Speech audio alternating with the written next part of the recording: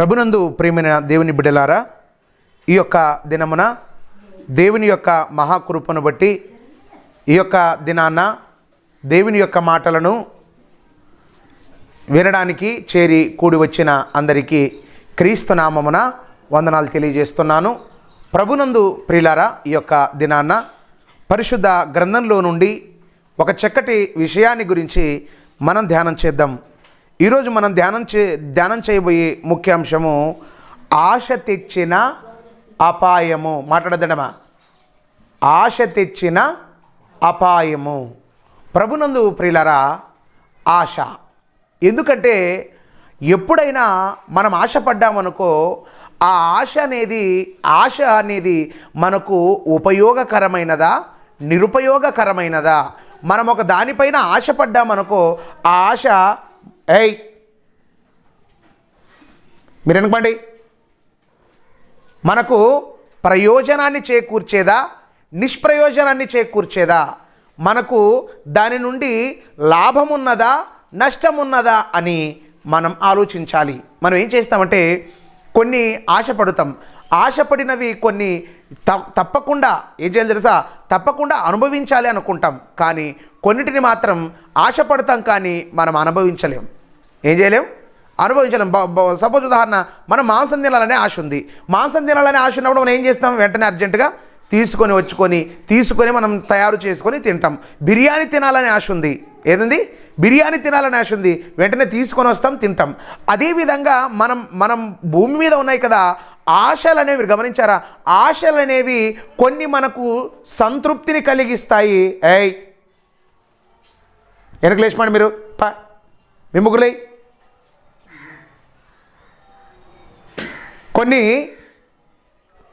కొన్ని మనకేం చేస్తే తెలుసా? కొన్ని ఉపయోగకరమైన ఉన్నాయి, మరి కొన్ని నిరుపయోగకరమైనవిగా ఉన్నవి. ప్రియులారా, మనం ఒకసారి గ్రంథాన్ని మనం పరిశీలన చేస్తే ఆశ అన్నది మనం ఏం తెలుసా? ఆశ అన్నది మనకు క్షేమాన్ని కలిగించేదా? ఆశ అన్నది మనకు కీడును కలిగించేదా? మేలు చేసేదా కీడు చేసేదా? మన ఆశ మీరు గమనించారా? మన ఆశ అన్నది మనకు మేలు చేస్తుందా కీడు చేస్తుందా అనే విషయాన్ని గురించి మనం ఆలోచన చేస్తే ప్రియులారా, పరిశుద్ధ గ్రంథంలో నుండి ఆది కాండము 3వ అధ్యాయము 6వ వచనాన్ని మనం చూద్దాం. ఆది కాండము 3వ అధ్యాయము 6వ వచనాన్ని మనం చూస్తే ఆ స్త్రీ ఆ వృక్షము ఆహారమునకు మంచిదియో కన్నులకు అందమైనదియో వివేకమిచ్చు రమ్యమైనదై ఉండుట చూచినప్పుడు ఆమె దాని ఫలములలో కొన్ని తీసుకొని తిని తనతో పాటు తన భర్తకు కూడా ఇచ్చింది. ఇక్కడ మనం గమనిస్తే ఏదెను వనములో ఆదాము అవ్వలు ఉన్నారు. ఎవరున్నారు? ఏదెను వనంలో ఆదాము అవ్వలు ఉన్నారు. ఆదాము అవ్వలు ఇరువురికి కూడా దేవుడు ఏం చెప్పాడు తెలుసా? మీరు ఈ పండు తినకూడదు, ఈ పండును మీరు ముట్టకూడదు అని చెప్పి దేవుడు చెబితే అవ్వం ఏం చేసింది తెలుసా?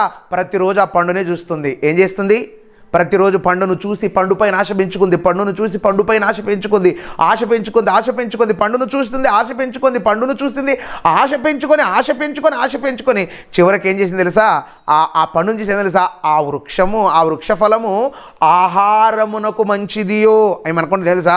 ఓహో, ఇది ఆహారం తినడానికి చాలా మంచిది. కొంతమంది తాగుబోతులు చూడండి, తాగుబోతులు ఏమనుకుంటారు తెలుసా? బీరు తాగితే బలం వస్తుంది అంటారా? ఎందుకంటారు? వాళ్ళకి అది అట్లా అనుకుంటేనే తాగుతారు, లేకపోతే తాగలేరు. ఆ అవ్వమ్మ కూడా ఏమో తెలుసా? దినాం పండును చూసి అబ్బా ఇది ఆహారమునకు చాలా మంచిది, ఇది చాలా మంచిది, ఆరోగ్యానికి చాలా మంచిది. ఏమంటారు? ఆరోగ్యానికి మంచిదని ఆమె అనుకొని తిన్నది. ఏం చేసింది? అనుకునేది. మీరు గమనించారా? పండు తినాలనే ఆశ ఉంది. ఈ ఆశ ఈమెకు మేలు చేసేదా, ఈ ఆశ ఈమెకు కీడు చేసేదా అని మనం ఎప్పుడైనా ఆలోచించాలి. ఇప్పుడు పండు అయితే తిన్నది, పండును చూసి ఆశపడి ఏం చేసింది తెలుసా? తీసుకొని తిన్నది. ఏం చేసింది? పండును తీసుకొని తిన్నది. తిన్న తర్వాత ఏం జరిగింది? ఈమె ఆశపడింది. ఆశను ఏం చేసింది? తృప్తిపరుచుకుంది, ఆశను నెరవేర్చుకున్న తర్వాత ఈమె పరిస్థితి ఏమంది చూడండి ఒకసారి గ్రంథాన్ని. ఆది కాండము 3వ అధ్యాయము 24వ వచనాన్ని మనం చూద్దాం. ఆదికాండము. అప్పుడు ఆయన ఆదామును వెళ్ళగొట్టి, ఎక్కడి నుంచి వెళ్ళగొట్టాడు? ఏదేను వనంలో నుండి వెళ్ళగొట్టాడు. ఎందుకు వెళ్ళగొట్టాడు? ఏదేను వనంలో మంచి చెడు తెలివినిచ్చే వృక్ష ఫలాలతో పాటు మరొకటి ఉంది. ఏది? జీవవృక్ష ఫలం ఉంది. మీరు గమనించారా?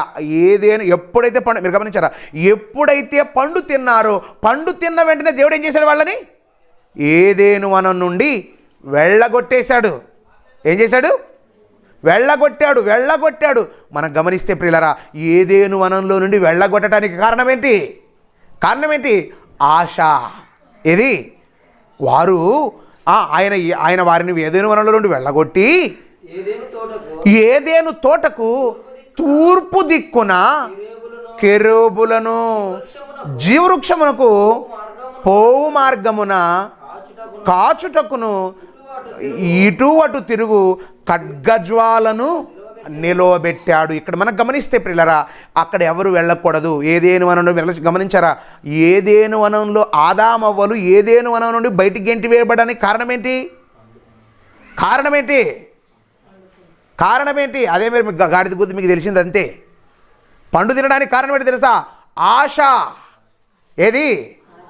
అది బాగా ఎప్పుడైనా మీరు పాతది పక్కన పెట్టండి, కొత్తగా మీరు ఆలోచన చేసేది నేర్చుకోండి. ఎప్పుడేమంటే పండు ఇన్నదులు పండినా కాబట్టి పండే, ఒక అన్ని సబ్జెక్టులో పండే ఉండదు. ఏం తెలుసా?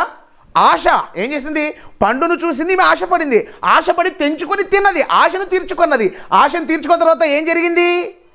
ఏదేను వనంలో నుండి కష్టం లేని జీవితంలో నుండి కష్టపడే జీవితానికి వచ్చారు. అయితే ఆదాము అవ్వల ఆశ ఆదాము అవ్వల్ని ఏం చేసిందంటే ఏదేను వనంలో నుండి గెంటేసి వెళ్ళగొట్టే విధంగా చేసింది. అయితే ఇక్కడ మనం గమనిస్తే ఆదాము అవ్వల ఆశ అన్నది ఏం చేసింది? ఆదాము అవ్వలకే కీడు చేసింది. ఆశ ఏం చేసింది? వారికి కీడు చేసింది. ఆదాము అవ్వల ఆశ మాత్రమే కాదు, ఇంకా ఆశపడినటువంటి వాళ్ళ జీవితంలో చూడండి సరే. అదే ఆదికాండం 19వ అధ్యాయం 26వ వచనం. ఆదికాండము 19వ అధ్యాయం 26వ వచనం. అయితే లోతు భార్య అతని వెనక నుండి తిరిగి చూచి ఏమైపోయింది? లోతు భార్య వెనక్కి తిరిగింది. ఎందుకు? ఈమె ఆశ ఏముంది? ఏమో మా ఊరు ఎలా కాలిపోతుందో, మా ఊరును చూద్దాం. దేవుడు ఏమన్నాడు ఆల్రెడీ? మీరు ఎట్టి పరిస్థితుల్లో వెనక్కి తిరిగి చూడటానికి వీల్లేదు. అసలు మీరు వెనక్కి తిరగకూడదన్నాడు, వెనక్కి తిరిగి చూడకూడదన్నాడు, వెనక్కి తిరిగి చూడకూడదని దేవుడు అన్నాడు. దేవుదవుత అన్నది. కానీ ఈమె మాత్రం ఏం చేసింది? ఈమెకి మాత్రం ఏం ఆశ ఉంది? వెనక్కి తిరిగి చూడాలి ఆశ ఉంది. ఏముంది? వెనక్కి తిరిగి చూడాలని ఆశ ఉంది. కానీ దేవదూత ఏమని తెలుసా? వెనక్కి తిరిగి చూడకూడదు. ఏం చేయకూడదు? వెనక్కి తిరిగి చూడకూడదని చెప్పిన దేవుని మాటను పక్కన పెట్టి చూసింది. ఏమైపోయింది? వెనక్కి తిరిగి చూడాలనే లోతు భార్య ఆశ లోతు భార్యను ఏం చేసింది? ఉక్కు స్తంభం కాదు, ఏం చేసింది? ఉప్పు స్తంభంగా చేసింది. లోతు భార్య ఉప్పు స్తంభం అవటానికి కారణం ఏంటి? ఇది? ఆశ. ఏ ఆశ? లోకాన్ని చూడాలనే ఆశ. లోకం వెనక్కి వైపు వాళ్ళ పట్టణాలు ఎలా కాలిపోతున్నాయనో చూడాలనే ఆశ ఆమెను ఉప్పు స్తంభం చేసింది. ఏం చేసింది? ఆ ఉప్పు స్తంభం చేసింది. నెక్స్ట్ చూద్దాం, ఇంకా చూద్దాం. అదే ఆదికాండం 34వ అధ్యాయం. ఆదికాండము 34వ అధ్యాయం 1-2 వచనాలు మనం చూద్దాం. లేయా యాకోబునకు కనిన కుమార్తె అయిన దీనా ఆ దేశపు కుమార్తెలను చూడవెళ్ళి. మీరు గమనించారా? యాకోబు ఉన్నాడు, యాకోబుకు ఒక కుమార్తె ఉంది, ఆమె పేరే దీనా. ఈ దీనాకి ఏముంది తెలుసా? దీనా చాలా స్వేచ్ఛానుసారంగా తిరిగేది. ఈమె ఎలాంటిది తెలుసా? ఏదైనా ఒకటి చూడాలనుకుందనుకో వెంటనే బయలుదేరిపోతుంది. అంతే. ఎవరు ఉండాలా ఉండకూడదు అనేది ఈమెకు అవసరము లేదు. వాళ్ళు ఉండాలి వీళ్ళు ఉండాలనే అవసరాలు పట్టింపులు ఈమెకు లేవు. ఈమె ఏం చేసింది తెలుసా? వెంటనే ఆ దేశాన్ని చూడాలి, ఆ దేశపు కుమార్తెలను చూడాలి. ఈ దేశంలో ఆడపిల్లలు ఎట్లుంటారో మగపిల్లలు ఎట్లుంటారని చూడాలని వెళ్ళింది. ఎక్కడ ఎలా వెళ్ళింది? ఒంటరిగా వెళ్ళింది. ఒంటరిగా వెళ్ళినటువంటి ఈమె ఏమైపోయింది? ఆ దేశమునేలిన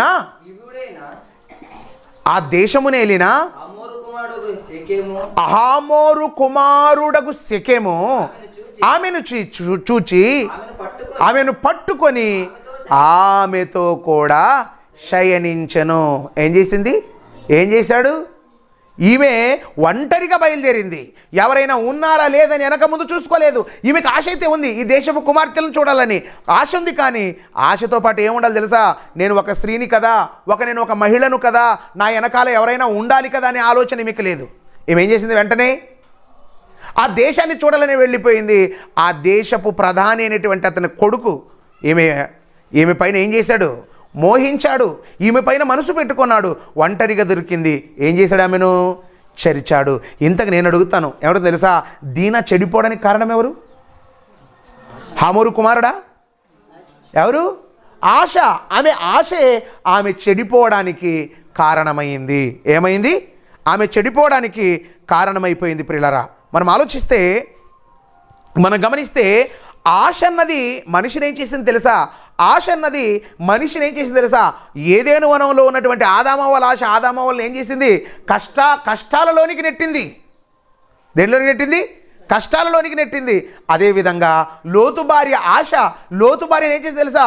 ఉప్పు స్తంభంగా మార్చేసింది. దీనా ఆశ దీనా జీవితాన్ని కడుదీనంగా చేసింది. దీనా ఆశ దీనాను కడుదీనంగా చేసింది. ఇంకా మనం చూద్దాం, ఇంకా మనం గ్రంథాన్ని చూస్తే పిల్లరా, నిర్గమకాండము 16వ అధ్యాయం 2-3 వచనాలు. అరణ్యములో ఇశ్రాయేలీలు సమాజమంతయు మోషే అహరోనుల మీద సణిగారు. ఎవరు? ఇశ్రాయేలు సమాజమంతా కూడా అరణ్య ప్రయాణంలో ఉన్నారు. అరణ్య ప్రయాణంలో ఉన్నటువంటి వీరు ఎవరి మీద సణిగారు అంటే మోషే అహరోను మీద. ఎందుకు సణిగారు మోషే అహరోను మీద? మోషే అహరోనుల మీద సనగటానికి కారణం ఏంటి? రకరకాల సందర్భాలలో వాళ్ళు సణిగారు. కానీ మనం ఆలోచన చేస్తే ప్రియులారా, మనం స్పెషల్గా మరి వాళ్ళు దేనికోసం సణుగుతున్నారని మనం చూస్తే మాంసం కోసం. దేనికోసం? మాంసం కోసం వీళ్ళు సణిగారు. మాంసం కోసం వీళ్ళు సణిగితే వీళ్ళు ఏం చేశారు తెలుసా? వీళ్ళు ఏం చేశారు? దేవుడు చూడండి ఒకసారి. సంఖ్యాకాండం 11వ అధ్యాయం 4వ వచనం. సంఖ్యాకాండము 11వ అధ్యాయం 4వ వచనం.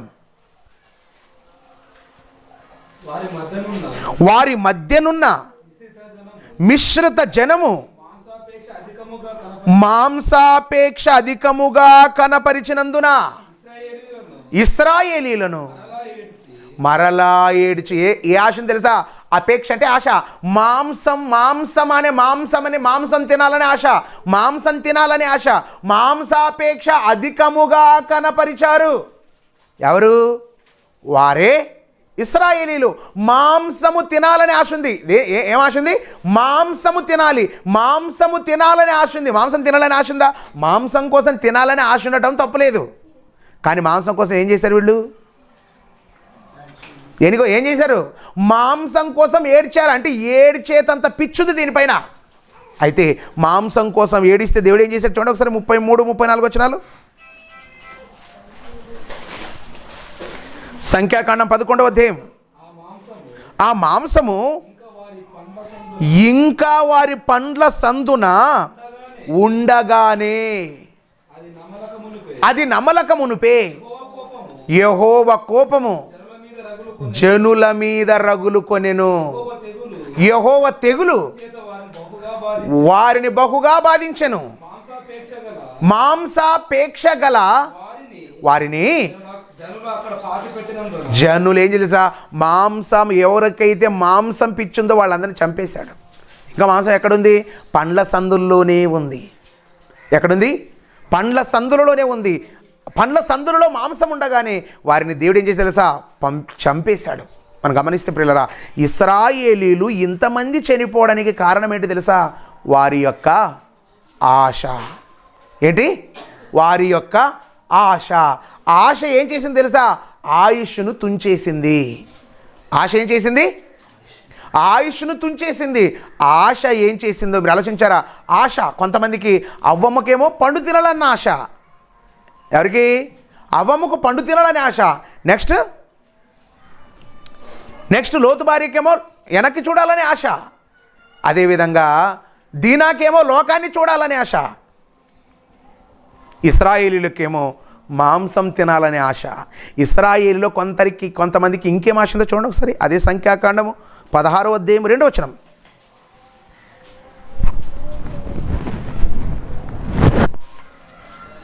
సంఖ్యాకాండం 16వ అధ్యాయం 2వ వచనం. ఇశ్రాయేలీయులలో పేరు పొందిన సభికులను సమాజ ప్రధానులైన 250 మందితో మోషేకు ఎదురుగా లేచి మోషే అహరోనులకు విరోధంగా పోగుపడ్డారు. ఎవరికి పోగుపడ్డారు తెలుసా? కొరాహు, దాతాను, అబిరాము. కొరాహు ముందు జరుగుతుండమ్మా. కొరాహు, దాతాను, అబిరాములు. వీళ్ళు ఎవరో తెలుసా? మీరు జరగద్దమ్మా, వాళ్ళు జరుగుతారులే, జరగండి. కొరాహు, దాతాను, అబిరాములు. వీరు ఏం చేశారు తెలుసా? వీరు ఏం చేశారు? వీళ్ళకి ఒక ఆశ ఉంది. ఏ ఆశ? ఓకే, జరగాలి అంతే. అక్కడ వీళ్ళు ఇక్కడ ఏ ఆశ ఉంది వీళ్ళకి? వీళ్ళకి ఏ ఆశ ఉందంటే అధికారపు పిచ్చుంది. అధికారం. ఎందుకు? మోషే అహరోనుదే నడాలా? మాది నడకూడదా? మేము జరుపుకూడదా? మాకు అధికారం లేదా? దేవుని మేము నమ్మలేదా? దేవుని ధర్మశాస్త్రాన్ని మేము చదవలేదా? దేవునికి మేము ప్రార్థన చేయటం లేదా? మేము దేవుని నమ్మలేదా? మేము చెప్పలేమా? మా వల్ల కాదా అని వీరు ఏం చేసినా తెలుసా? వీరు అధికార దాహముతో మోషే గారి వైపు ఎంతమంది ఉన్నారు తెలుసా? సుమారు 6 లక్షల చిల్లర ఉన్నారు. వీరి వైపు ఎంతమంది ఉన్నారు తెలుసా? 250 మంది. 250 మందిని సపరేట్ ప్రత్యేకపరుచుకొని వీరు మోషే గారి మీద, అహరోను మీద యుద్ధం ప్రకటించారు. వ్యతిరేకంగా నడిచారు. సర్వ సమాజములో అందరూ పరిశుద్ధులే, సర్వ సమాజములో అందరూ కూడా నీతిమంతులే అని చెప్పి వారు మోషేకు, అహరోనుకు వ్యతిరేకంగా నడిచారు. వ్యతిరేకంగా మాట్లాడారు. ఎందుకు మాట్లాడారంటే వీళ్ళకు ఒక ఆశ ఉంది. ఏంటి ఆశ? ఏంటి ఆశ? అధికారం. మేము చలాయించాలి, మా మాట నడవాలి, మాది జరగాలి, వాళ్ళదే ఎందుకు జరగాలి అనేటువంటి ఆశ వీళ్ళని ఏం చేసింది తెలుసా? చివరికి ఏం చేసింది చూడండి ఒకసారి. 32వ వచనం. ఏం చేసింది వీళ్ళని? భూమి తన నోరు తెరిచి వారిని, వారి కుటుంబములను, కోరాహు సంబంధులందరినీ, వారి సమస్త సంపద్యమును మృంగివేసెను. ఏం చేశాను? అధికారం ఆశపడ్డారు. అధికారం కోసం ఆశపడి అర్ధాంతరంగా ఆయుష్ను ముగించుకున్నారు. గమనించారా? కొరాహు, దాతాను, అబిరాము 250 మంది 50 మంది మరణించడానికి కారణం ఏంటి? భూమి నోరు తెరిచి వారి అందరినీ సజీవంగా మరి తనలో కలుపుకోవడానికి కారణం ఏంటి తెలుసా? ఒకే ఒకటి, అదే ఆశ. ఏంటది? ఆశ అన్నది ప్రియులరా, ఆశ అన్నది బైబిల్లో గొప్ప భక్తులు ఎవరు తెలుసా? గొప్ప భక్తులను ఏం చేసిందో తెలుసా? ఏం చేసింది? ఆశ అన్నది చివరకు ఏం చేసింది తెలుసా? మనుష్యులను కొంతమందిని ఏం చేసింది చూడండి ఒకసారి. అదే సంఖ్యాకాండం 22వ అధ్యాయం 6వ వచనం.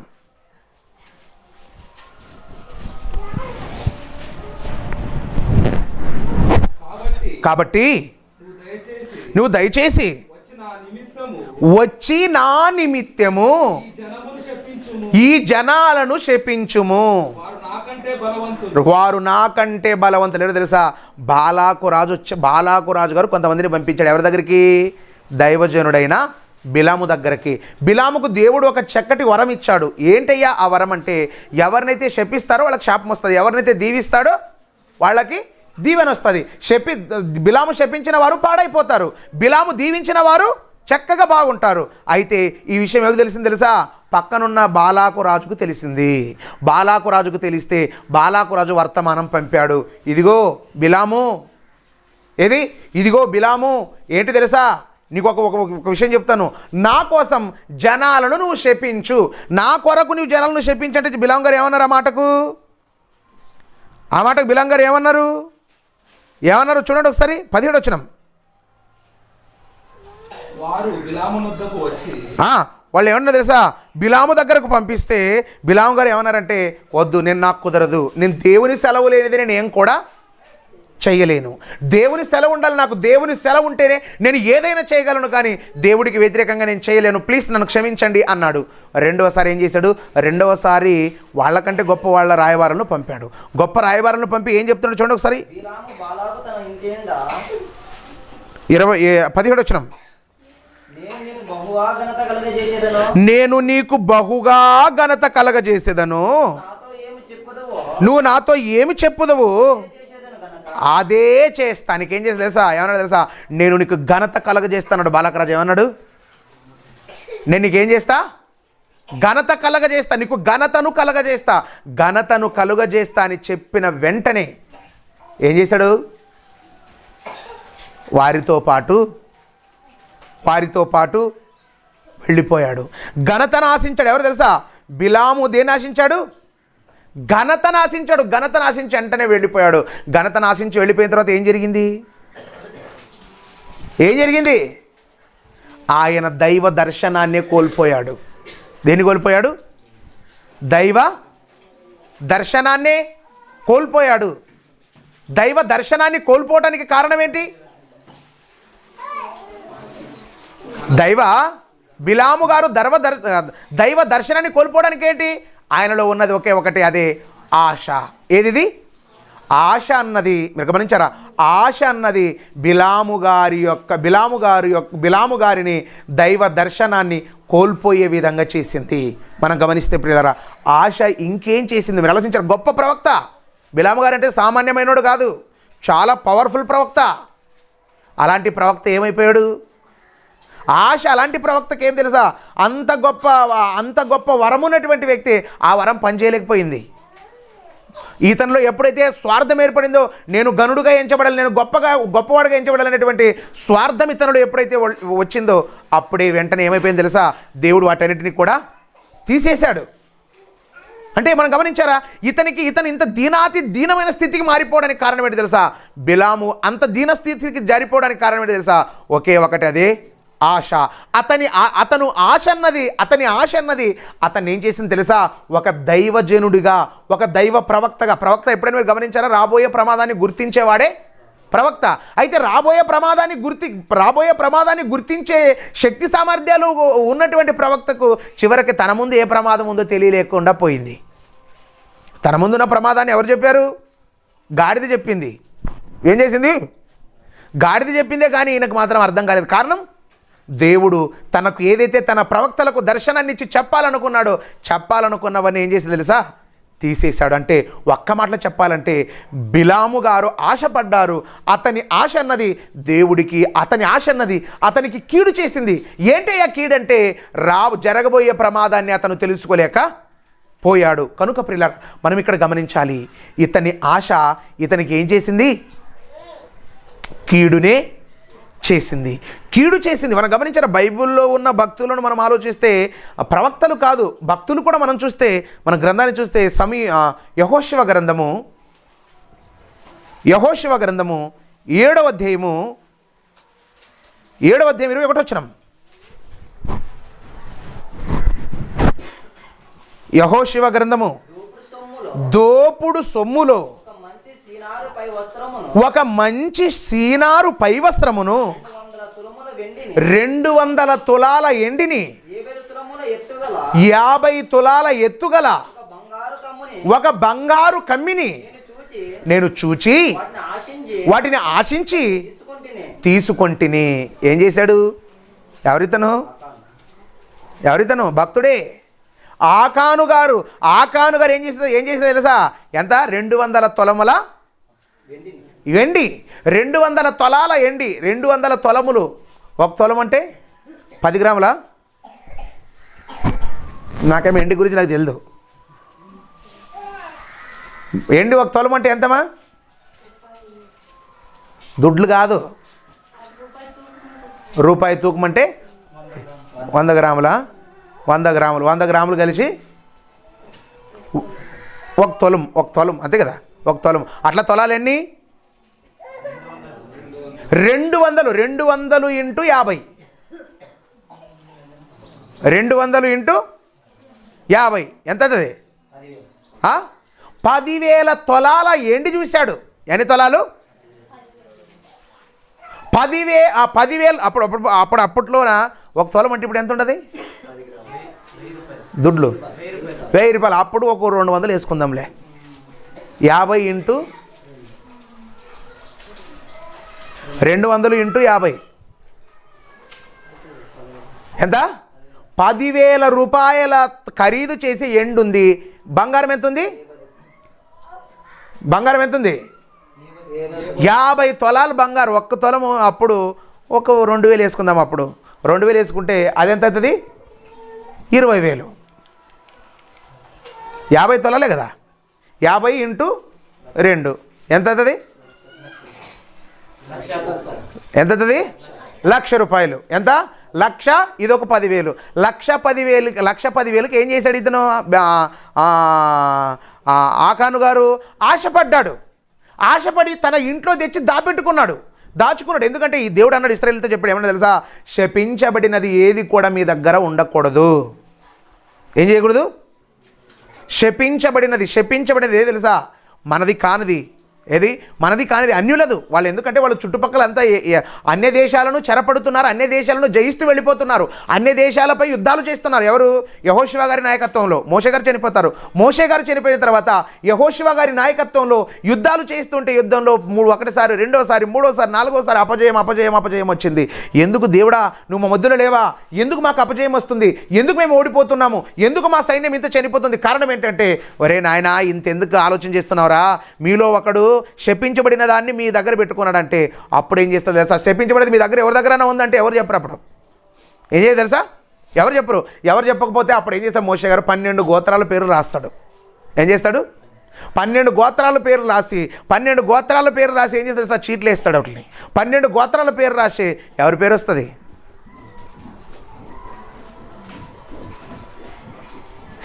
కర్మీ మనమడును జబ్ది కుమారుడైన ఆకాను పేరు మీద వస్తుంది. ఆకాను పేరు మీద వస్తే ఆకాను వెంటనే ఏమన్నాడు చెప్తున్నాడు. అదే చెప్తున్నాడు. నేను 200 తులాల ఎండిని ఆశించాను. 200 తులాల వెండిని ఆశించాను. 50 తులముల బంగారాన్ని ఆశించాను. ఏం చేశాను? ఆశించాను. నా ఇంట్లో ఉంది. నేనేం చేశాను? దాచిపెట్టుకున్నాను. దాచిపెట్టుకున్నానంటే వెంటనే తీసుకురాపా అన్నాడు. తీసుకొని వచ్చాడు. తెప్పించి ఏం చేశాడు చూడండి. 24, 25, 26 అది 7వ అధ్యాయం. తర్వాత యెహోషువయు ఇశ్రాయేలీయులందరూ జరాహు కుమారుడైన ఆకానును, ఆ వెండిని, ఆ వస్త్రములను, ఆ బంగారపు కమ్మిని, ఆకాను కుమారులను, కుమార్తెలను, ఎద్దులను, గాడిదలను, మందను, డేరాను, వానికి కలిగిన సమస్తమును పట్టుకొని ఆకోరు లోయలోనికి తీసుకొని వచ్చిరి.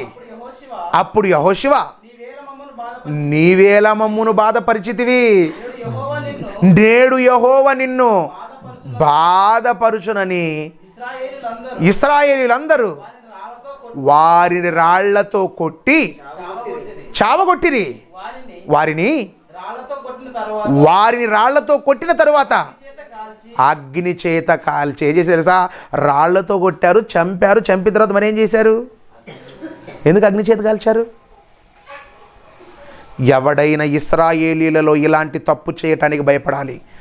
బంగారు కాసబడిన ఆయన ఇంకా దండిగా ఉంటారు. ఇప్పుడు వాళ్ళంతా మీరు గమనించారా? వాళ్ళంతా చంపి వాళ్ళని ఫునిష్ వచ్చారనుకో, ఇంకొకటి పోయి గెదురుకొని వచ్చుకుంటాడు దాన్ని. మరి అంతే కదా. ఇప్పుడు ఏం చేయాలి తెలుసా? మొత్తం వాళ్ళ సంపాద్యాన్ని మొత్తం వాళ్ళని కాల్చేస్తే ఏమవుతుంది? బంగారం కరిగిపోతుంది, ఎండి కూడా నీళ్ళు అయిపోతుంది, లిక్విడ్ అయిపోతుంది మొత్తం. ఇప్పుడు కరిగిపోయింది అనుకో, అంత అగ్గిలో కాలిపోయి కరిగిపోయింది అంతానేమంటాడు. ఆశ ఉండదు.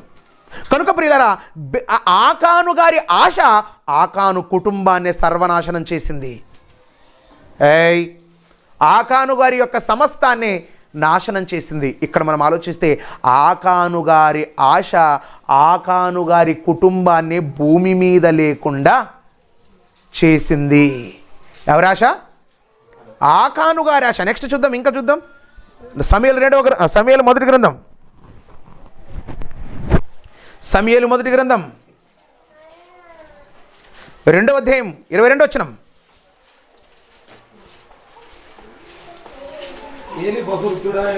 ఏలి బహువృద్ధుడాయెను, ఇశ్రాయేలీయులకు తన కుమారులు చేసిన కార్యములన్నిటినీ వారు ప్రత్యక్షపు గుడారము ద్వారపు దగ్గర సేవ చేయుటకు వచ్చిన స్త్రీలతో శయనించుట. వీళ్ళకి ఏం తెలుసా?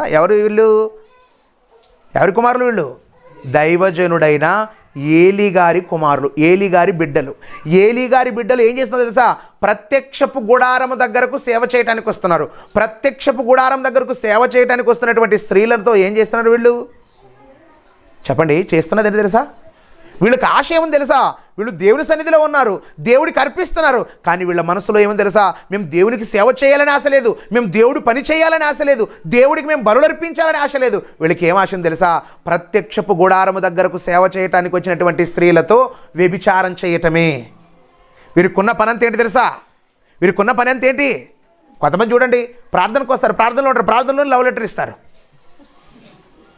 ఇచ్చేవాళ్ళు ఉన్నారు లేదా? నా కళ్ళతో నేను చూశాను, నా కళ్ళతో, బయట కాదండి మన దగ్గరే చూశాను. గమనించారు ప్రియులరా? మనకి ఇలాంటి ఆశ ఎవరికుందో తెలుసా? ఏలీ గారి ఇద్దరి కుమారులకుంది. ఏలీ గారి ఇద్దరి కుమారులకుంటే దేవుడు వెంటనే వార్నింగ్ ఇచ్చాడు. ఎవరికి? ఏలీకి ఏమైనా వార్నింగ్ ఇచ్చాడు తెలుసా? ఏమైనా వార్నింగ్ ఇచ్చాడు చూడండి ఒకసారి. ఇచ్చిన వార్నింగ్ ఏంటి చూడండి ఒకసారి. సమూయేలు మొదటి గ్రంథము 4వ అధ్యాయం 11వ వచనం. క్షమించండి, 2వ అధ్యాయం 23-24. సమూయేలు మొదటి గ్రంథము 2వ అధ్యాయం 23-24. ఈ జనులందరూ మీరు చేసిన చెడ్డ కార్యములు నాకు వినబడినవి. ఇలాంటి కార్యములు మీరు ఎందుకు చేయుచున్నారు? నా కుమారులారా, ఇలాగ చేయొద్దు. ఏమన్నాడు? కొడుకులను పిలిచి ఏమన్నా తెలుసా? గాడిద కొడుకులారా అనలేదు, అన్నాడా? దొంగ నా కొడుకులారా అనాలే. నాకు ఏమన్నా తెలుసా? ఓ నా కుమారులారా. కొంతమంది చూడండి, ఎంత పెద్ద పని చేసినా, నాయన ఏంటి చేసి పాపా, వాడేమన్నా అంత మంచి పని చేశాడా? మా అప్ప బంగారు కడ్డి ఇంకొక పరి చేయొద్దు నాయన. వాళ్ళని కాదు, తల్లిదండ్రిని కొట్టాలి కలిపి. ఈయన పిలిచి ఏమన్నా తెలుసా? ఓ నా కుమారులారా. ఏం చేశారు నాయన? ఏం చేశారు? ఏమైనా ఘనకార్యం చేశారా? వాళ్ళు చేసింది ఘనకార్యమా, నీచ కార్యమా? వారు నీచ కార్యాన్ని చేశారు. పిలిచాడు, తండ్రి చెప్పాడు, వినలేదు. వినకపోతే దేవుడు వెంటనే కలగ చేసుకొని ఏమంటున్నాడు చూడండి ఒకసారి.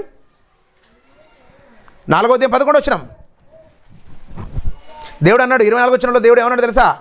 24వ వచనంలో, నీ ఇద్దరు కుమారులు, ఎవరు తెలుసా?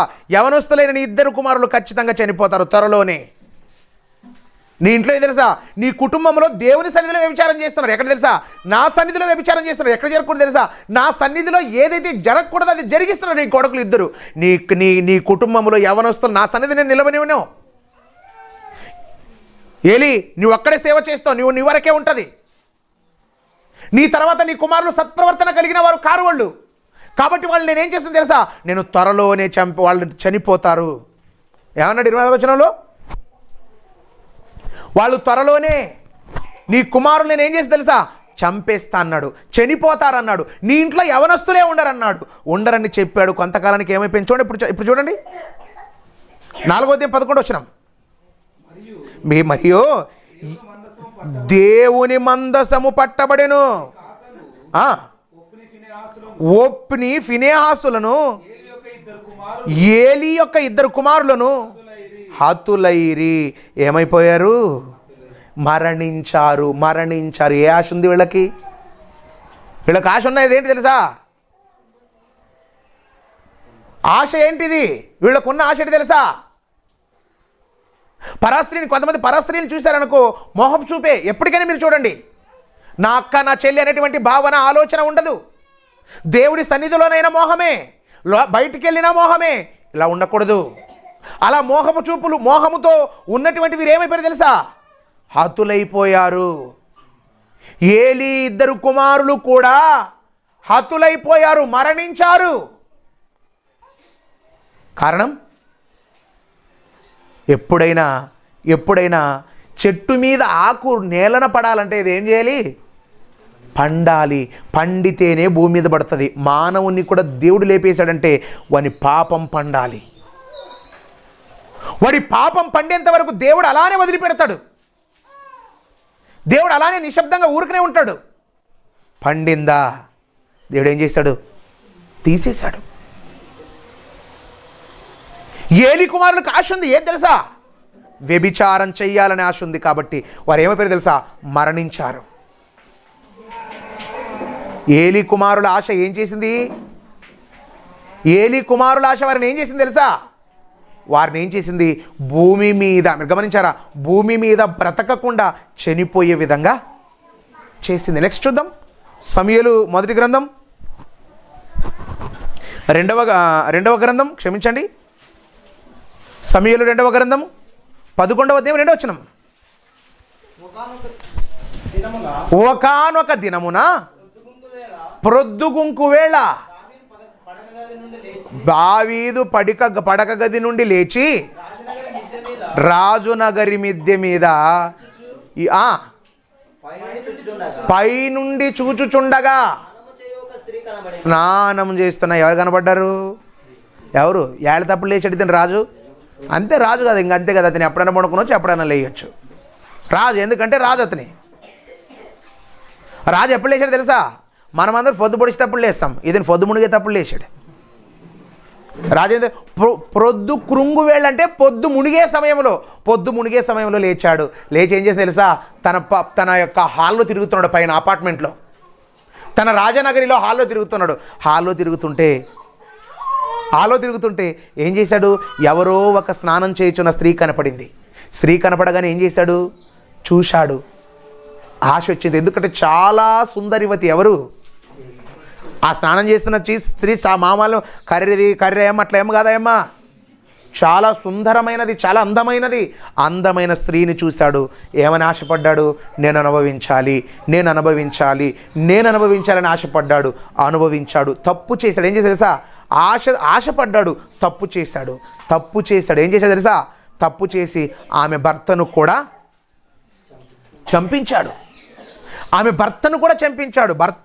చంపించాడు. చంపించిన తర్వాత ఏమన్నాడు తెలుసా? ఏయ్ దావీదో, నువ్వేం చేశావు? నువ్వు వ్యభిచారం చేశావు. పొరుగువాని భార్యను ఆశించకూడదని నేను అప్పుడే గ్రంథంలో చెప్పాను. నువ్వు ఆశించావు కాబట్టి నీ ఆశ వలన నీకేం జరుగుతుంది తెలుసా? దావీదు గారి ఆశ వలన దావీదు గారికి ఏం జరిగిందో చూడండి ఒకసారి. 12వ అధ్యాయం, సమూయేలు 2వ గ్రంథం 12వ అధ్యాయం 10వ వచనం.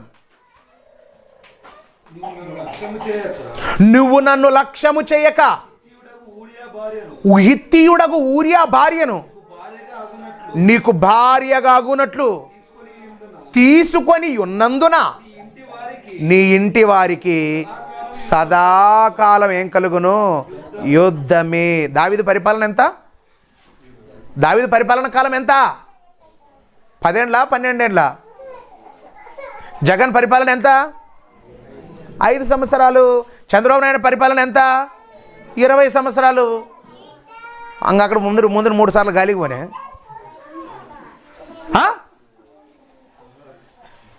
నరేంద్ర మోడీ పరిపాలన ఎంతకాలము? 15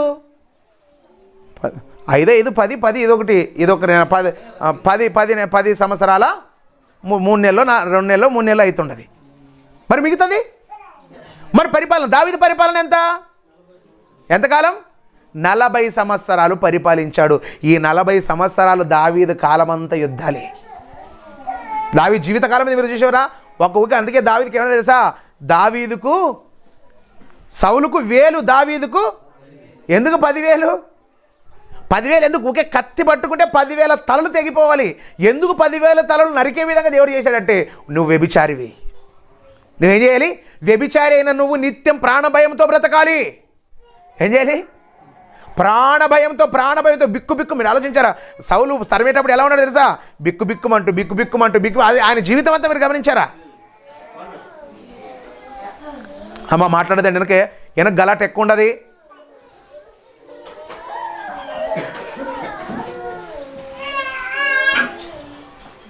ఏం చేశాడు తెలుసా? దావీదు తన జీవితకాలం అంతా కూడా భయపడుతూ జీవనాన్ని కొనసాగించాడు. ఎందుకు తెలుసా? దావీదు ఆశపడ్డాడు. ఆశ వలన దావీదు యొక్క పరిపాలన అంతా ఏం చేసింది తెలుసా? యుద్ధాలు వచ్చే విధంగా చేశాయి. ఎందుకు యుద్ధాలు? దావీదు ఒకవేళ బెత్షెబాను ఆశించి ఆమెను తన భార్యగా చేసుకొనకపోతే బహుశా యుద్ధాలు ఉండకపోవచ్చా? ఆయన తర్వాత తన కుమారుడు వచ్చాడు సొలొమోను కాలం ఎలాంటిది? సొలొమోను పరిపాలన ఏమంటారు గంగాధర్? సొలొమోను పరిపాలన కాలం ఎంత? సొలొమోను ఎన్ని సంవత్సరాలు పరిపాలించాడు? ఆ రాజుల గ్రంథం చదువుకుని వస్తాను ఇంటికి పోయాను. సొలొమోను పరిపాలన కూడా 40 ఏండ్లే. అతని పరిపాలన కూడా 40 సంవత్సరాలే. 40 సంవత్సరాల సొలొమోను పరిపాలన ఏమన్నా తెలుసా? సొలొమోను పరిపాలన ఏమన్నా తెలుసా? సువర్ణయుగం. ఏ యుగం? సువర్ణయుగం అంటే సువర్ణం అంటే బంగారు పాలన. ఏ పాలన? అందుకే రాజశేఖర రెడ్డి గారు కూడా బతికినప్పుడు ఏమన్నా తెలుసా? ఒక మాట అనేవాడు, నేను మన ఆంధ్రప్రదేశ్ను స్వర్ణాంధ్రప్రదేశ్గా చేస్తానన్నాడు. ఎవరు? ఏది? స్వర్ణాంధ్రప్రదేశ్ అంటే బంగారు పరిపాలన తెస్తాను అన్నాడు. ఎందుకంటే ఈరోజు మనం ఇప్పటివరకు ఎంతమంది ముఖ్యమంత్రులు మారినా నెంబర్ 1 మన దేశానికి ఎక్కువ సేవ చేసిన వ్యక్తిలో మొదటి ముఖ్యమంత్రి ఎవరు వస్తారో తెలుసా? ఎన్టీ రామారావు వస్తాడు. రెండవ ముఖ్యమంత్రి ఎవరో తెలుసా? మన రాష్ట్రానికి సేవ చేసిన వాళ్ళు రెండవ ముఖ్యమంత్రి వైఎస్ రాజశేఖర రెడ్డి. ఎందుకన్నారంటే వాళ్ళు ఎంతో ప్రజలలో చైతన్యాన్ని తీసుకొచ్చారు. ప్రజలకు ఎంతో సేవ చేశారు. ఏం చేశారు? ఎంతో సేవ చేశారు. ఎప్పుడైనా మీరు గమనించారా? ఎప్పుడైనా ఆ భూమి అంతమయ్యే వరకు కూడా వీళ్ళిద్దరి పేర్లు ఎక్కువ శాతం పొగుడతారు. వీళ్ళని దాటేవాడు ఇంకా బహుశా ఎవరు రాలేదు. వచ్చినా ఎవడు జోబు నింపుకుని వాడికే సరిపోతుంది. గమనించారా? వీళ్ళిద్దరిని క్రాస్ చేసేవాళ్ళు ఎవరు లేరు. మీరు గమనించారా? సొలొమోను కంటే ముందు కానీ సొలొమోను తర్వాత కానీ ఎంతమంది రాజులు వచ్చారు, కానీ సొలొమోనును క్రాస్ చేసే మనగాడు ఎవడు కూడా రాలేదు. వచ్చాడా? ఎవడు రాలేదు. పక్కనున్న దేశాలన్నీ పన్ను కట్టారు. ఎవరికి? సొలొమోనుకి. కనుక ప్రియులారా, మనం ఇక్కడ గమనిస్తే సొలొమోను పరిపాలన అన్నది చాలా గొప్పది. అదే దావీదు పరిపాలన మాత్రం నిత్యము యుద్ధాలు రావడానికి కారణం ఏంటి తెలుసా? ఆశ. ఈరోజు ఏంటి? ఆశపడ్డాడు కాబట్టి అంతా ఇది అయిపోయింది. కాబట్టి ఇంకా మనం ముందుకు చూస్తే ప్రియులారా, పరిశుద్ధ గ్రంథంలో నుండి రాజుల రెండవ గ్రంథము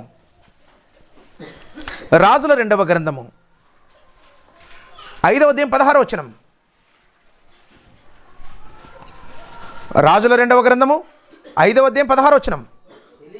ఎలీషా ఎవని సన్నిధిని నేను నిలబడుచున్నాను, ఇశ్రాయేలు దేవుడైన ఆ యెహోవా జీవము, అద్దాలు తెచ్చుకొని చెప్తాను నీకు అప్పుడే, యెహోవా జీవము తోడు నేనేమియో తీసుకొనని ఏమన్నాడు తెలుసా? ఎవరు వచ్చారు ఇక్కడికి? పక్కనున్న సిరియా దేశం నుండి ఒకడు వచ్చాడు. అతనే ఎవరితను? సిరియా రాజ్యపు సైన్యాధిపతి. ఎవరు? సిరియా రాజ్యపు సైన్యాధిపతి. సిరియా రాజ్యపు సైన్యాధిపతికి ఏముందంటే భయంకరమైన కుష్ఠరోగం ఉంది. శరీరం అంతా ఒళ్ళంతా కురుపులతో బాధపడుతుంటే ఇశ్రాయేలు దేశము నుండి చెరకు కొనిపోబడిన ఒక చిన్నది, సిరియా దేశానికి చెరకు కొనుపోబడింది. చెరకు కొనుపోబడిన చిన్నది ఏం చెప్పింది తెలుసా? అయ్యా, మా దేశంలో ఒక దైవజనుడు ఉన్నాడు, ఆ దైవజనుడి దగ్గరికి పోతే నీకు రోగం ఖచ్చితంగా బాగవుతుంది అని చెప్పాడు. బాగవుతుందని చెప్తే ఆమె వెంటనే ఏం చేసి తెలుసా? సిరియా రాజు ఒక లెటర్ రాశాడు. ఎవరికి? ఇశ్రాయేల్ రాజుకు ఒక లెటర్ రాశాడు. అయ్యా, మీ దేశంలో పలానా దైవజనుడు ఉన్నాడంట, ఆ దైవజనుడు అనేకమైన రోగాలు బాగు చేస్తున్నాడట. ఇదిగో మా దగ్గర ఉన్నటువంటి సైన్యాధిపతికి కూడా ఒక రోగం ఉంది, ఆ రోగాన్ని బాగు చేయించడానికి మీరు ఏదైనా చెప్పండి అంటే ఏం చేశాడు తెలుసా? రాజు ఏం చేశాడు? రాజు తన బట్టలనే బయట గాలి వస్తుంది, గాలి రాదు. ఏం చేశాడు? రాజుగారు ఏం చేశారు? తన బట్టలనే చించుకున్నాడు. తన బట్టల్ని చించుకొని మా దేశంలో ఇలాంటి వాళ్ళు ఎవరున్నారు, మాతో ఖచ్చితంగా యుద్ధానికి వస్తున్నాడు, యుద్ధం కోసమే నీ పని చేస్తున్నాడు అని చెప్పి బాధపడితే అప్పుడు దైవజనుడైన ఎలీషా దగ్గరకు పంపిస్తారు. ఏమంటే తెలుసా? పలానా సిరియా దేశం నుండి ఒకడు వస్తున్నాడు, కుష్ఠవ్యాధి కలిగిన వాడు ఒకడు వస్తున్నాడంటే వెల్కమ్ రైట్ రమ్మనంటే ఈయన ఒంటెలు రథాలు అన్నీ వేసుకొని వచ్చాడు. వచ్చిన వెంటనే ఏమన్నాడు తెలుసా? బయటనే ఇంట్లో ఉన్నాడు. ఇంటి ముందు నిలబడ్డ రథము ఎవరింటి ముందరా? దైవజనుడైన ఎలీషా గారి ఇంటి ముందు నిలబడ్డది. ఎలీషా గారి ఇల్లు ఎలాంటిది? ఎలీషా గారి ఇల్లు ఎలాంటిది? గొచ్చిల్లా, స్లాబిల్లా? ఏది? ఎలీషా గారి ఇల్లు ఎలాంటిదంటే చిన్న పాక, పూరి గుడిసె. ఆ గుడిసె దగ్గరకు వచ్చి నిలబడ్డాడు, రథాలు వేసుకొని నిలబడ్డాడు. నిలబడితే ఏమన్నాడు తెలుసా? వెంటనే ఏమన్నాడు సీరియస్గా, నువ్వు డైరెక్ట్ ఏర్దాన్ నదికి పోయి 7 సార్లు మునిగిరా. ఏ నది అది? ఏర్దాన్ నదేనా? నువ్వు వెళ్ళి 7 సార్లు మునిగిరా అంటే ఇది అనుకున్నాడు, ఎంత ఫొకరోడు రా, ఇట్లా ఓనొద్దుకు నన్ను వచ్చి నాది బుద్ధి తక్కువ. ఏం మా దగ్గర నదిలు లేవా? మా దగ్గర సముద్రాలు లేవా? మా దగ్గర నదిలోనే మునిగితే బాగా అయ్యేవాడిని. మరి ఇంత దూరం వచ్చేదంటే పక్కన ఒకడు ఉన్నాడు, పక్కన ఉన్నాడు చెప్పాడు ఏమన్నాడు తెలుసా? రథాన్ని నడిపేవాడు ఏమన్నాడు తెలుసా? ఊకే ఉండయా, దైవజనుడు చెప్పాడు కాబట్టి ఖచ్చితంగా జరగవచ్చు, మనం వెళదాం పద అన్నాడు. వెళ్ళాడు. ఒకసారి 7 సార్లు మునగల. ఏం చేయాలా? ఆ 7 సార్లు ఇప్పుడు 7 వారాలు పెట్టారు మనోళ్ళు. మొదటిసారి, రెండవసారి, మూడవసారి, నాలుగవసారి, 5వసారి, 6వసారి 7 సార్లు మునిగాడు. ఎక్కడా? నదిలో 7 సార్లు మునిగిన తర్వాత శరీరం చాలా చక్కగా అయింది. చక్కగా అయ్యేసరికి ఇతను ఏం చేశాడు? బహుమానాలు తీసుకొచ్చాడు. చాలా బహుమానాలు. దేనికి తెలుసా? రథంకి వేసుకొచ్చాడు బహుమానాలు. వేసుకొచ్చే దైవజనుడా, కనీసం నా కోసం తీసుకోండి దైవజనుడా. ఒక్క మాటలో చెప్పాలంటే వాళ్ళ దేవుళ్ళందరూ తప్పన్నాడు ఆయన. అయ్యా మా దేవుళ్ళు అసలు యెహోవాను మించిన దేవుడు మరొకడు లేడు. ఎంతమందికి మొక్కున్నాడు అతను ఆల్రెడీ వాళ్ళ సిరియా దేశంలో? ఎన్ని దేవుళ్ళకి మొక్కున్నాడో మనకైతే తెలీదు. కానీ ఇంతకీ యెహోవా దేవుడు నిజమైన దేవుడు తప్ప మరి ఇంకే దేవుడు లేడయ్యా. అయ్యా దయచేసి నన్ను స్వీకరించాయంటే వద్దు, నేను స్వీకరించను, నాకొద్దు. నీ ధనాన్ని, నీ బహుమానాలని నీతో పాటే మీ దేశానికి నువ్వు తీసుకొని వెళ్ళు అన్నాడు. తీసుకొని వెళ్ళంటే మొత్తం పక్కన ఉన్నాడు ఒకడెవడు, దొంగోడు. పక్కన ఒకడు ఉన్నాడు, అన్నీ ఇనుకంటున్నాడు. మీరు గమనించారా? కొంతమంది అన్నీ వింటారు, అన్నీ ఇని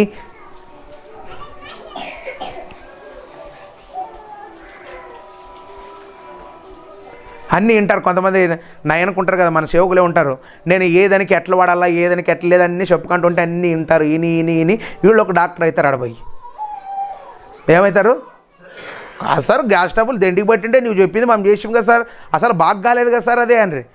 ఏది బాగా కాలేదు కదా సార్ అంటే ఎవరు చెప్పింటారు? మా నాన్న చెప్పిండంటే నువ్వు కదా సార్, ఈసారి కూడా వస్తుందంట కదా, గ్యాస్ ట్రబుల్కి మందు ఇస్తాడంటే ఈసారి కూడా.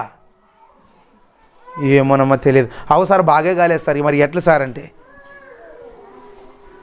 ఎలీషా దగ్గర ఉన్నటువంటి గెహాజీ కూడా ఎలాంటి వాడు తెలుసా? ఎలాంటి వాడు? చూస్తున్నాడు అన్నీ వింటాడు. ఇని ఫోన్ ఇచ్చాడు. మా దైవజనుడు ఉత్త పనికిరానోడు, తనన్న సంపాదించుకుని వెళ్ళాడు. ఊకే తీసుకొచ్చినవన్నీ వారానికే పంపిస్తాడు. ఎవడో ఒకడు తిక్కొని పెయిన్లే తిన్నోడు మనగాడు తీసుకునాలా, ఫస్ట్ తీసుకునాలా. ఈరోజు లోకంలో డబ్బు ఉంటే మనకి విలువ, డబ్బు లేకుంటే ఎవడో వస్తాడు చెప్పు? అన్నీ సంపాదించుకున్నాను, అన్నీ పెట్టుకున్నాలా అని చెప్పి ఈయన అనుకుని ఏం చేసేది తెలుసా? మా దైవజనుడు పనికిరానోడు, నేను ఇట్లు పోతాను ఎట్లా? వాడిని ఫోన్ ఇచ్చి ఇట్లా అడ్డం పోతాను ఎట్లా? అడ్డం పోయి ఎదురుపోయి ఏమంటున్నాడు తెలుసా? ఎదురుపోయి ఏమంటున్నాడు చూడండి ఒకసారి. 21 వచ్చినాం, 21 అదే అధ్యాయం.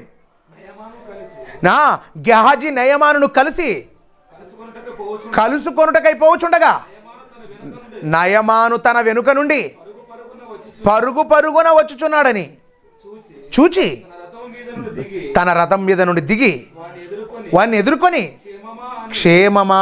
ఏమన్నా తెలుసా? గెహాజీ పరిగెత్తుకొని వస్తున్నాడు. ఎందుకు పరుగులో? బంగారము బట్టలు, బంగారం కోసం, బట్టల కోసం పరుగులో పరిగెత్తుకొని వచ్చాడు. పరిగెత్తుకొని ఏంటిది? వెంటనే నిలబడ్డాడు. ఏంటి ఏంటి ఎందుకయ్యా? ఏం క్షేమమా? ఏమైనా జరిగిందా అంటే ఏం లేదు, ఇప్పుడే మా దైవజనుడు ఒక సమాచారం పంపించాడు, అర్జెంటుగా మీరు ఏమైతే ఇవ్వాలనుకున్నారో మీరు అంతొట్టు వద్దంట. ఎన్ని తలాలు? 2 తలాలు, 2 మణువులు. అంటే ఒక మణువు అంటే 12 కేజీలు. మణువు అంటే ఎంత? చింతకు దొంచుతారు లేదా? ఎన్ని కేజీలు?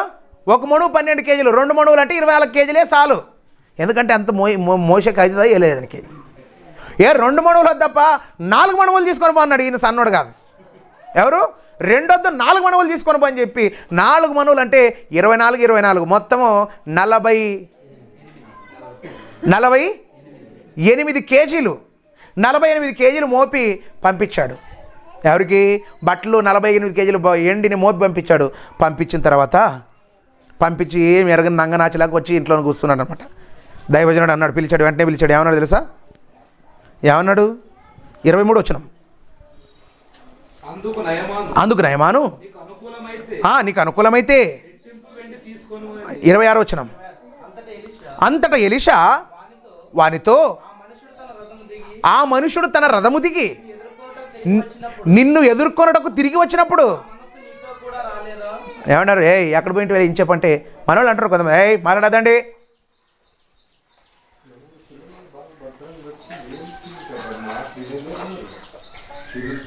ఏమన్నాడు తెలుసా? ఏమన్నాడు? గెహజీ ఎక్కడ పోయింటివి? కాదు దైవజనుడా, నీకు ముసలోడు కొండలు కనబడు, ఏం కనబడు, యాటికి పోయిన ఈడే పడాను, యాటికి పోతాను నన్ను, నేను ఏమైనా అమెరికాకు పోయానా? అతను రథం దిగి నిన్ను ఎదుర్కొనే లేదే. ఎప్పుడు నానెప్పుడు పోయానే? అతను ఎదుర్కొన్నాడు నన్ను. అదే మరి ముసలితాను మసిగిన అన్నీ ఇవే ఉంటావు, అన్నీ మతి మరపలే, మీ ముసలోళ్ళతోనే తలకాయ నొప్పి. ఏమన్నా తెలుసా? ఏమన్నాడు వెంటనే? నువ్వు రథము దిగి బహుమానాలు తీసుకున్నప్పుడు నా మనస్సు నీతో కూడా రాలేదా? మీరు ఆలోచించారా? వెంటనే మీరు ఆలోచించారా? ఎక్కడ జరిగింది అన్యాయము? దొంగతనం ఎక్కడ జరిగింది? పక్కన జరిగింది. అక్కడ జరిగింది. ఇంకా సమాచారం ఎవరు ఫోన్ చేసి చెప్పే ఫోన్ కూడా లేదు అప్పుడు. అక్కడ ఆయన తీసుకున్నాడు, ఇంటికి వచ్చి భద్రంగా పెట్టుకున్నాడు, తీసుకున్నాడు, పెట్టుకున్నాడు. వెంటనే అడుగుతున్నాడు, నువ్వు ఎక్కడికి పోయావు? ఎక్కడికి పోలేదన్నాడు. నా మనస్సు నీతో రాలేదా? నువ్వు వెండి బంగారములు తీసుకొని వచ్చావా రాలేదా? ఏమి?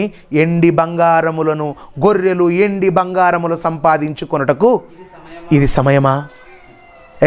ఇది సమయమా? మొత్తం పాడైపోయాడు వాడు శాపగ్రస్తుడు, వాడు శపించబడిన వాడు, వాడి సమస్త. మీరు గమనించిన ప్రవక్తకు ఒక మనిషిని చూసే వాని బయోడేటా మొత్తం తెలిసిపోతుంది. ప్రవక్త మొత్తం వాడు ఏం తెలుసా? వాడు అక్రమంగా సంపాదించాడు, మొత్తం అన్యాయంగా సంపాదించాడు. కాబట్టి అన్యాయపు సొమ్మును నువ్వు ఆశించావు. నువ్వు సంపాదించుకోవాలనుకున్నావు. ఇది సమయమా? ఈ సమయంలో సంపాదించాలనుకుంటున్నావా? వద్దు. నువ్వు ఏ ధనాన్ని అయితే సంపాదించుకోవడానికి వెళ్ళిపోయావో, శపించబడిన ధనాన్ని నువ్వు ఆశించావు. కాబట్టి నీ పరిస్థితి ఏమవుతుంది అన్నాడు 27వ వచనం. కాబట్టి నయమానుకు కలిగిన కుష్టి నీకును నీ సంతతికిని సర్వకాలం. ఎన్ని కాలాలు? అన్ని కాలాలు నీకు కుష్టు అంటుతుంది. ఇంతకి గెహజీకి కుష్టు రావడానికి కారణం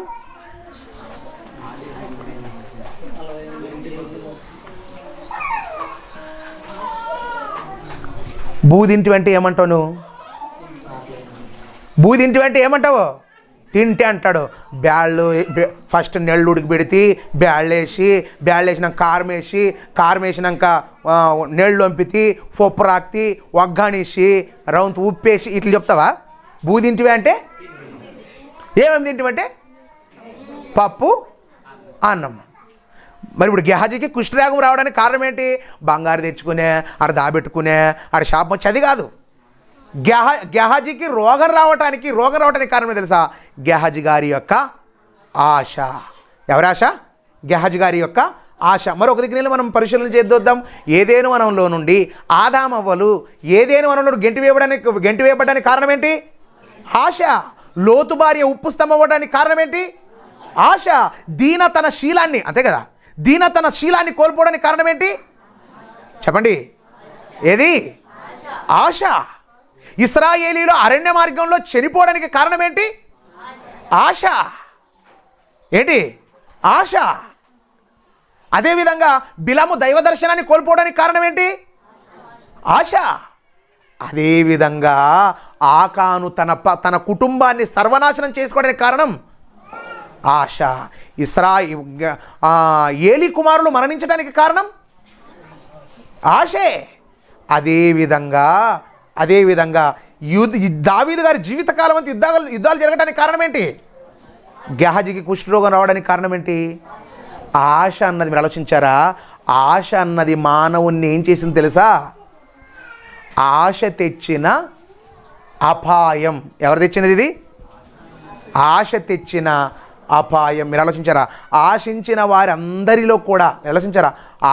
వారందరిలో కూడా ఏమొచ్చింది? అపాయం. ఏమొచ్చింది? అపాయం. ఆశించిన వారు అపాయములో పడ్డారు, అభ్యంతరంగా తమ ప్రాణాలను కోల్పోయారు. ఎందుకంటే ఇంకా ఉంది ఈ సబ్జెక్టు. ఎంతుంది?